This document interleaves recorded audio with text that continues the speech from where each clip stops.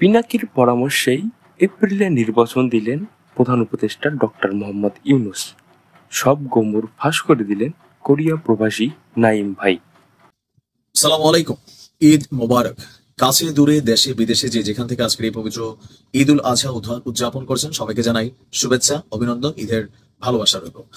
তো যাই হোক, গতকালকে থেকে সোশ্যাল মিডিয়াতে সারা বাংলাদেশের মানুষ জেনে গেছেন যে আগামী এপ্রিলের প্রথমার্ধে আমাদের জাতীয় নির্বাচন হতে যাচ্ছে। তবে এই ঘোষণার পরপর এ নিয়ে দ্বিমত প্রকাশ করেছিল বিএনপি, সাধুবাদ জানিয়েছে জামাত ইসলাম। বাট এই ঘোষণার পর ডক্টর ইউনূস সরকারের উপর প্রথম দিকে অনেকটা ক্ষিপ্ত থাকা, বাট পরবর্তী সময় লম্বা একটা সময় ধরে ডক্টর ইউনূস সরকারকে কাভার দেওয়া, প্লাস এই সরকারকে টিকিয়ে রাখার জন্য যিনি সোশ্যাল মিডিয়া প্ল্যাটফর্মে যথেষ্ট শ্রম দিচ্ছেন, ওনার নাম হচ্ছে অনলাইন গুরু বা অনলাইন কিং পিনাকি দা। বিএনপির জন্য এই মুহূর্তে খুবই কঠিন একটা চ্যালেঞ্জিং ক্যারেক্টার হচ্ছেন পিনাকি দা।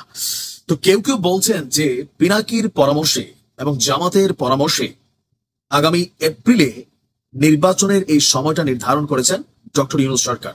তাহলে এভিডেন্সটা কি যে পিনাকির পরামর্শে? আসুন, আমাদের ডক্টর ইউনূস সাহেব যখন জাতির উদ্দেশ্যে ভাষণ দিবেন এর কিছুক্ষণ আগেই পিনাকি ভট্টাচার্য তার ফেসবুকে একটা পোস্ট করেছিলেন।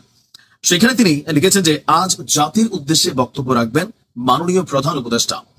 আশা করছি আজ একটি নির্বাচনী রোডম্যাপ আসবে এবং 2026 সালের রমজানের পরে আগামী জাতীয় সংসদ নির্বাচন অনুষ্ঠিত হবে।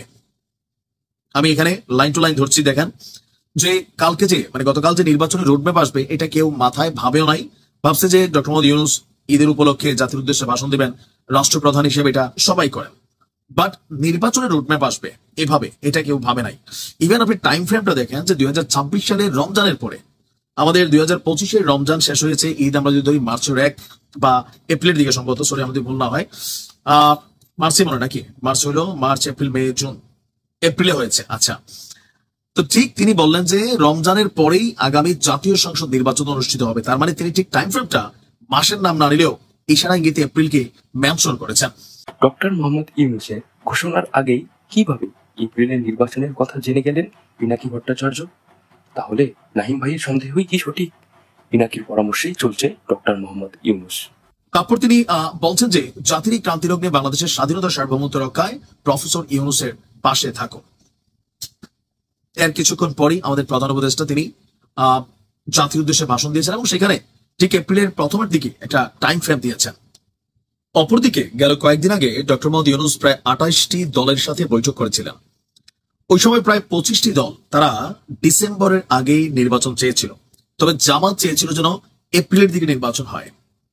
তো কাকতালীয় ভাবে হোক, আবার ডক্টর মোহাম্মদ ইউনূসের সাথে জামাতের যে ভালোবাসার সম্পর্ক বা এনসিপির সাথে সেটাও অনেকে আলোচনা করেন, আবার পিনাকিদার যে জামাতের প্রতি ভালোবাসা সেইটাও এখানে আলোচনায় উঠে এসেছে যে ডক্টর মোহাম্মদ ইউনূস এবং জামাতের পরামর্শে, পিনাকিদা এবং জামাতের পরামর্শেই কি ডিসেম্বরের জায়গায় এপ্রিলে এই নির্বাচনের দিনক্ষণ ঠিক করা হলো।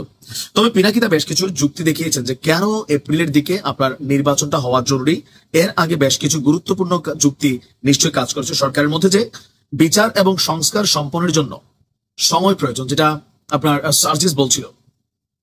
নাম্বার 2, সবার অংশগ্রহণ নিশ্চিতকরণ। তো সবার অংশগ্রহণ কোনটা? রাজনৈতিক দল না, জনগণের। আন্তর্জাতিক স্বীকৃতি এবং পর্যবেক্ষণের সুযোগ। নাম্বার 4, নির্বাচন কমিশনের প্রস্তুতি। তো পিনাকিদা বুঝিয়েছেন যে এপ্রিল পর্যন্ত কেন আসলে সরকারের সময় নেওয়া উচিত। এর পেছনে বেশ কিছু যুক্তিও তিনি দেখিয়েছিলেন, এটা কি বলা যায় আমাদের প্রধান উপদেষ্টার নির্বাচনের টাইম ফ্রেম ঘোষণার পর। তো যাই হোক, আমার কাছে মনে হয় ডিসেম্বর হোক বা এপ্রিল হোক, মোটামুটি এখন একটা সুনির্দিষ্ট প্রেক্ষাপট চলে এসেছে।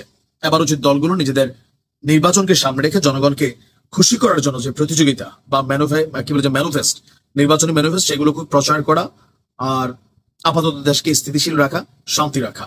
ঈদ মানে খুশি, ঈদ মানে আনন্দ, বাংলাদেশ খুশিতে থাকুক, আনন্দে থাকুক, এটাই সুদূর প্রবাস থেকে আমরা প্রত্যেকটা মানুষ চাই। ভালো থাকুক।